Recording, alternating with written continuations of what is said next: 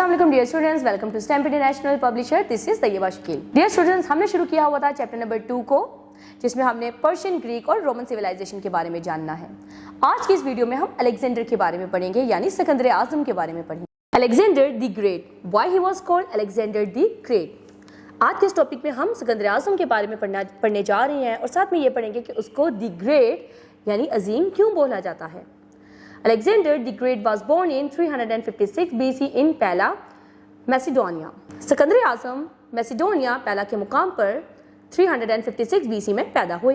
He was the son of King Philip II and Queen Olympians. ये King Philip II और Queen Olympians के बेटे थे। In his early age, he became a pupil of Aristotle, who invoked his interest in philosophy and science.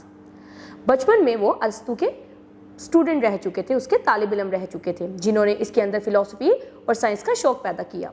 He became the king of Macedonia in his age of 13 years. But the Alexander the Great changed the course of history.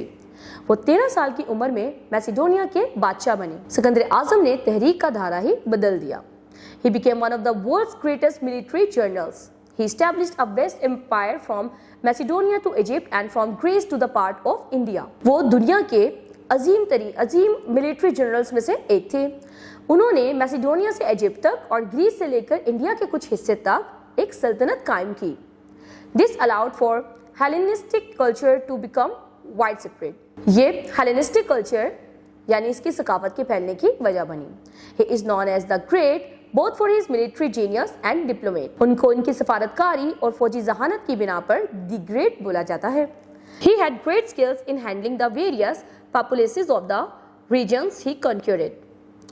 वो इलाके जो इन्होंने फतह किए थे, वहाँ के लोगों को कैसे हैंडल करना है, इनको बहुत अच्छे से इनकी महारत थी इन पे। Alexander's success lie in his military genius, knowing how to use his cavalry and troops, especially precisely at the key moment in battle.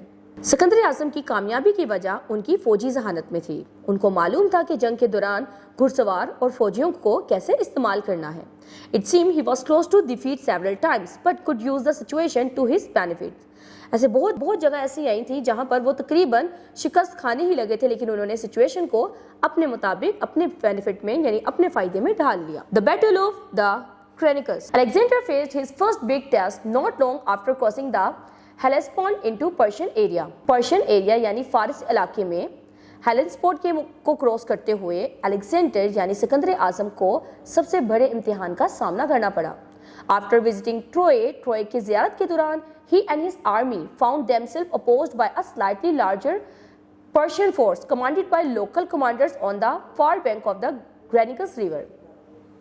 जब उन्होंने ट्रोय विजिट कर लिया, ज़ियारत कर ली, तो ग्रेनिकस रिवर के दरिया के किनारे पर उनको पर्शियन फोर्स का सामना करना पड़ा। The Persians were keen to engage Alexander and gain both the favor and praise of Darius king of फारस लोग अलेक्जेंडर को हराने और अपने बादशाह जो कि फारस का बादशाह था डायरस, उसको खुश करने और उसके एहसानात लेने, उसके फेवर्स लेने के लिए बहुत शौकीन थे। The battle began when Alexander sent a group of his cavalry across the river. जंग तब शुरू हुई जब अलेक्जेंडर ने घुड़सवारों के एक ग्रुप को दरिया के उस पार भेजा।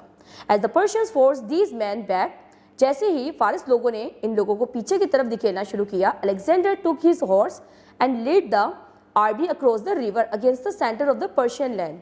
अलेक्जेंडर अपने घुड़सवारों के साथ और अपनी आर्मी के साथ पर्शियन लाइन को क्रॉस होता हुआ दरिया अबूर कर गया।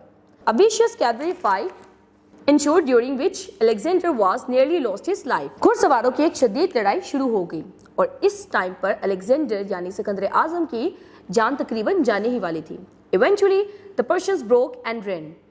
After fallen of their many leaders, जब उन्होंने देखा कि उनके बहुत सारे लीडर्स मर गए हैं, तो जो पर्शियन आर्मी थी वो उन्होंने शिकस्त कबूल कर ली और वो भाग गए। Alexander's success at the Granicus marked his first victory during his Persian campaign. Persian campaign के दौरान अलेक्जेंडर की जो ये सक्सेस, इसकी जो कामयाबी थी, ये इसकी पहली फतह थी। It was only the beginning, लेकिन ये एक शुरुआत थी।